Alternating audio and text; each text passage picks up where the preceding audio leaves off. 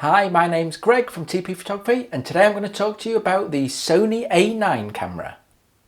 I was lucky enough to go to the Castle Camera Spring Show yesterday. The Sony team were there and they had the Sony A9, which I got to try out for about half an hour or so.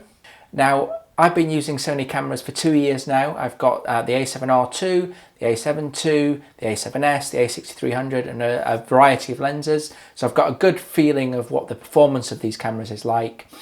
So I wanted to use the A9, see how it compares to those cameras, see if I'll be adding it to my bag, what advantages there are, what disadvantages there are, if any, and give you my first thoughts on that. Right, first up is the silent shooting 20 frames a second, no blackout.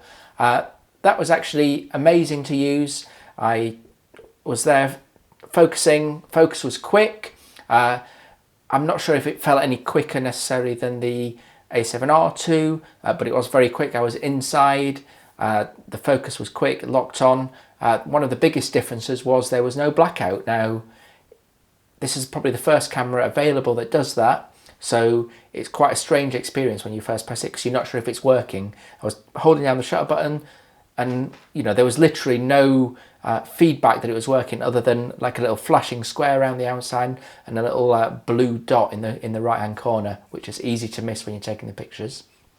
I can see this being super useful for anything where you need silent shooting, so sports where maybe the golf swing, stuff where it's quiet, and anything like maybe people playing snooker, for example. Obviously wildlife can hear clicks, so I was watching the news the other day and I noticed that the President of the United States walked out and you could suddenly hear this sound, and actually that's the shutters of the DSLRs that they use. Now, it actually made it sort of distracting to watch and to listen to. So if you imagine if you're listening to that on the radio, for example, then you're only hearing the audio, so it sounds a bit strange. Now, I can imagine a time in the future when mirrorless cameras are used a lot more for that sort of work, and literally there'd be no distracting for anyone. So I can imagine for weddings where people are giving speeches, during the ceremony, the ability to be able to just take pictures with no sound is going to be a real advantage. Now, we have that already, of course, with various mirrorless cameras, but this takes to the next level of being able to shoot at higher frame rates. So, with no blackout as well. Now, the no blackout is actually quite important, I think, because even when you're shooting in silent mode, then what you find is there's a small blackout. Even if it's quite small, then it does. You get used to it. But what I actually found was with the no blackout, it was actually strange because you can't see anything happening in terms of it taking the picture, whereas what it's actually doing is capturing everything. So I can see that being sort of a real advantage for anyone where you want to capture the action, be it at a wedding, be it at a sporting event, be it at anything at all, where you don't want to have your view interrupted of things. And I think that's going to be actually really important. So the A9 was very good for that.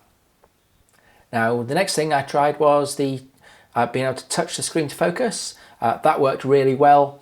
There wasn't really any lag there. I just pressed various parts of the screen and it just focused straight away. So, that seems like it'd be quite useful, especially if you're videoing on a tripod, just being able to touch and focus where you want. That's going to be quite useful. I'm filming this on my GH4 and that's certainly very useful on that camera where I can just touch on the screen to where I want to focus. So that's going to be a very useful thing. Next thing I tried was the joystick on the back. Now, a lot of people have asked for the joystick to be able to move the focus points around, and Sony have given it to us. It actually works really well. It seems to work at sort of different speeds. The more you sort of angle it, the quicker it moves. That you can also push it down, so you can set the pushing down to be focusing, so you can move the focus point with the joystick and focus just by pushing it in, so you don't have to then press another button to focus. So that worked really well as well. Now, personally, I've always thought the joystick thing is an overrated feature. I've not used it on my cameras a lot of the time. As soon as you've got face detection, eye detection, then you just push the button to focus on the face or the eye. Most of my stuff's people based, so I tend not to move the focus point around anyway. even when I am sort of going back to a DSLR or whatever, then I still don't move the point. I just use center focus point and recompose. So, you know, not going to be so important for me, but, you know, if you're the sort of person who uses a joystick to move focus points around, then that's one less reason not to shoot Sony. Of course, there's several other key things that have come in the A9. We've got dual card slots, we've got bigger battery, you know, we've got a slightly bigger body, we've got even more focus points all across the sensor, so we're able to focus even more to the edge of the phase detection points. So that's going to be a real bonus. So my impressions of the Sony A9 are all really positive. I was playing with it for a fair amount of time. It's quite intuitive to me as part of a Sony user. You know, the menus are different. We've got my menu, so we can add our own things there. I did notice that there was an FTP setting, so you can set up FTP. You know, if you're going to be shooting in a wireless environment and you just want to be FTPing all your files off as you go, then you don't necessarily need to send it to you via your smartphone or anything like that. You can actually be FTPing it directly to a picture desk or your laptop or your assistant or whatever you're doing. So that's going to be another useful thing. One thing I did see removed, there was no apps menu there, so it wasn't clear if they're going to add that in. I suspect probably not, but if you're going to then be thinking about, oh, I want to shoot time lapses, or I want to shoot multiple exposures. Now that was something that Sony did previously via the apps. Obviously if the apps aren't there, then that isn't something you're going to be able to do.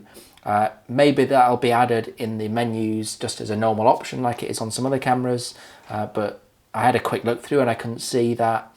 So that might be something that if you shoot time lapses, multiple exposures, and you want to do it in camera, then that might be something you have to do via another method. Now, obviously there's workarounds that you can do it multiple exposures in post-production. You can do time lapses just by putting a trigger in that does it that way. You know, you might be able to do it via the app. You know, so not necessarily something that isn't there, but something that the apps aren't there from what I saw on the menu. So do bear that in mind if you are sort of, that is one of your key things that you want to use the apps for. Other than that, all very positive. I still don't know whether I'm going to add one to my bag yet. For what I shoot, it is very useful in terms of the no blackout. I don't need 20 frames a second for a wedding or anything else I shoot really. The A6300 does a very good job if I do need a slightly faster frame rate, but I can see the advantages of being able to do things like confetti, first kiss, you know, anything with action where I want to just track it without the blackout time. But it could be that that technology is then trickled down to the new A7 series. You know, the A6500 replacement may have something like that. But you know, exciting times. Hopefully my first impressions and sort of thoughts on this are going to be a little bit helpful to you. And if you've got any questions below, then feel free to add them. Unfortunately, I didn't get to take any test shots away with me, but the image quality looked, you know, as what you'd expect from a Sony camera. Everything looked good. So thanks for watching, and any questions, put them below. If not, I will see you in the next video. Bye-bye.